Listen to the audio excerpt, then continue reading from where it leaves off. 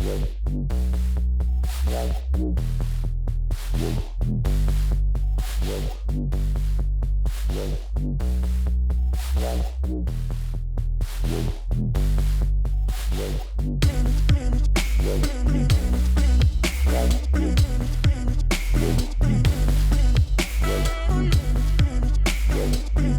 everybody, welcome to an episode of The Gun Counter where we talk about new guns and gear. My name is Fernie, and if you're new here, I want to welcome you to the channel, and we hope you enjoy our content. If you're a returning viewer, welcome back, and we're glad to have you. So today, we're going to be talking about yet another micro compact pistol that holds more rounds due to its double stacked magazines, the Ruger MAX-9.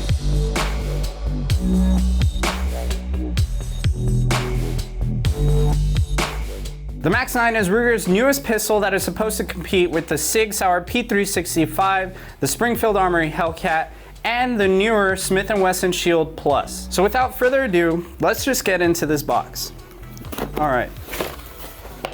So when you open the box, you get all the literature and the gun, which comes in a plastic bag to protect from any moisture or anything like that. Chamber flag, and a nice rubber band. All right.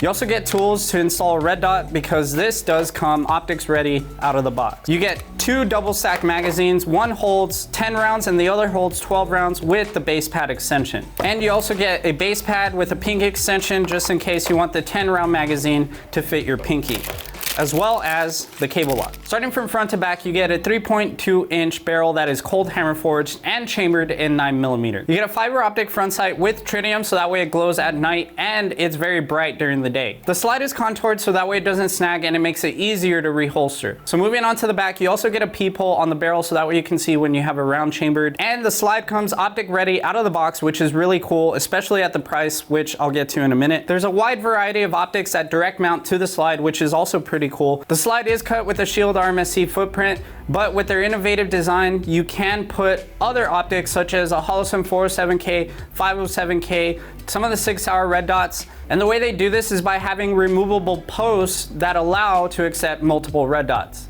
To take off the optic plate, you do get a little envelope with the tools that you need, as well as the pins, so that way you can install different red dots. So you're just gonna unscrew these screws until they're loose, and then you'll take off your plate. And depending on the red dot that you want to install, you will need these pins that go inside these circles on the back. That way the red dot doesn't move and it's got some material to hang on to. Just in case you were wondering, the Trijicon RMRCC does not fit as the footprint is too long. But the Holosun 407 and 507K fit without an issue.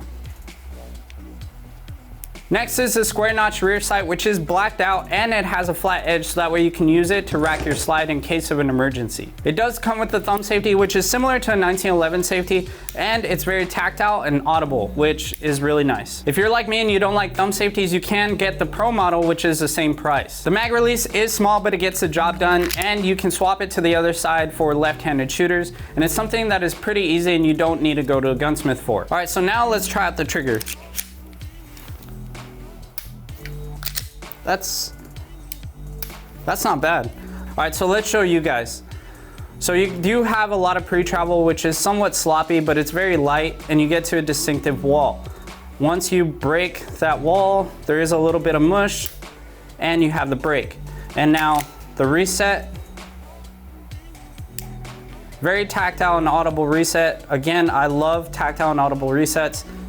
And you're back on the wall, ready to break again. So overall, really nice trigger. It somewhat feels like a Sig P365 trigger, but less of a rolling break. And if you know anything about me, I hate the Sig P365 trigger because there's no distinctive wall. So feeling this trigger, every stage on this trigger is pretty light, except for the very pronounced wall. And what I mean by that is the pre-travel is very light, the wall is very pronounced, and the reset is also very light. So it's a really nice clicky trigger. You do get an undercut on the trigger guard, which allows you to get a higher grip on the gun so that way you can control the recoil. Inside the glass-filled nylon frame, you do get a CNC machined aluminum fire control housing similar to the Sig P365 or P320 models. The slide is made out of hardened alloy steel, which to me is a marketing gimmick. Whenever a manufacturer uses the word alloy, it's usually to hide the fact that the material used is not stainless steel or it's a lesser quality steel. steel. But that's pure speculation, and with it being a hardened alloy steel, it should be pretty durable. All right, so now that we got all the specs out of the way, let's compare it to some of its competitors. All right, so in front of me, I have the SIG P365, the Springfield Armory Hellcat, the new Smith & Wesson Shield Plus, and the Ruger MAX-9. So as you can see, all these micro compact pistols are very similar in size. Now let's go ahead and turn all of these to the side. So very similar in sizes, the smallest being the SIG P365, the Hellcat, and I would say that the Shield is actually bigger than the MAX-9. So if you put the 10-round magazine in the MAX-9, it does come out to the same size, or roughly the same size, as the SIG P365 and the Hellcat. The Shield is a little bit larger, barrel length-wise and slide length, but if you take out the magazine and swap it for the flush-fitting magazine, they are pretty much all the same size. So they're all really good choices for a micro compact pistol that holds at least 10 or more than 10 rounds. Now let's talk about the price compared to its competitors. This whole package comes at an MSRP of $499. That makes it the cheapest option out of the 4 pistols that I just showed you.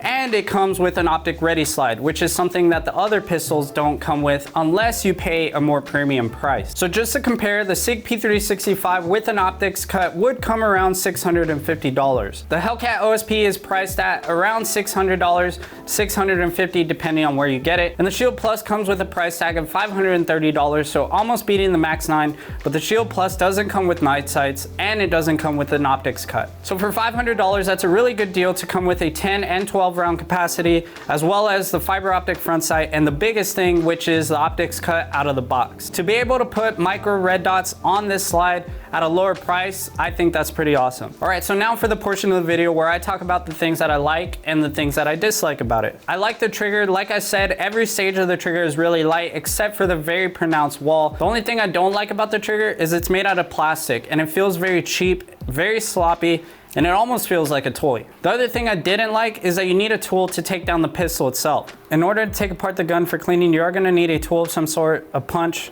That way you can get on the right side of the gun inside this half moon cutout and press the pin out. So before you do anything, you wanna make sure that the gun is clear. So eject the magazine, make sure that the chamber is clear before you actually press the trigger. Once you press the trigger, you're gonna wanna expose the pin on the left side by pulling down on this door, just like that. And flip the gun over, pull the slide back slightly, and insert your tool. Once you inserted your tool, you're gonna wanna pull the slide back and push it forward until the pin goes through. Once it goes through, you can turn the gun over and pull the slide slightly to release the tension, pull the pin out, and you should be able to slide your slide off. To reassemble, all you have to do is the opposite. Make sure that the slide is going on the rails. Grab the slide slightly until that half moon cutout matches with the hole.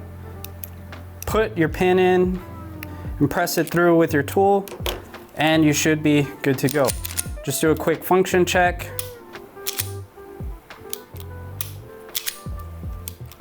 And everything's assembled properly. Now, in case of an emergency, if you ever need to field strip your gun, that could be a problem. So I wish they would have done that differently. The other gripe that I have is the base pad on the 12-round magazine. The base pad does have a lot of play and it could cause a pinch on your finger depending on how you shoot. It's not that big of a deal, but I do know that a lot of consumers out there don't like when their magazines pinch their pinkies. Lastly are the screws on the optics plate. I did notice when I was trying to take off the plate that the screws were installed with red Loctite. The industry standard has always been blue Loctite, so it's kind of strange to see that they use red Loctite from the factory. The reason why we don't use red Loctite is because it's too strong, so it could seize up your screws inside the threads. So when I untightened the screws, it was a little bit difficult because they were torqued down tight. So when you take off the plate, you want to be sure to be careful so that way you don't break the heads on the screws and get your screws stuck inside the threads. All right, I lied. So one last thing. In the manual, it does say that you cannot use +P+ ammo in this gun whatsoever. It also does say to limit the amount of +P used so that way you can extend the life of the gun itself. But a lot of people are going to purchase this gun to be a cheap, viable option for concealed carry, so that might raise some questions about the durability of the MAX-9. But with how great Ruger customer service is, it shouldn't be hard to get replacement parts if you do ever break any on the gun. Overall, I think it's great that Ruger is trying to catch up with the micro compact pistol market. I think their optics system is very innovative, so that way it can accept a wide variety of red dots, and their trigger feels really nice as well. So for $500, you are getting a whole lot of gun, but just keep in mind that you're getting exactly what you pay for. All right, well, that's it for this video. If you stuck around all the way to the very end, I want to thank you and I really appreciate it. Don't forget to hit the like button and subscribe to our channel if you do like our content, because it does help me out and it helps the channel grow. Also, leave a comment for the algorithm so that way a lot more people can see this video. Thanks for watching, and this was my first look of the Ruger MAX-9, and I'll see you next time.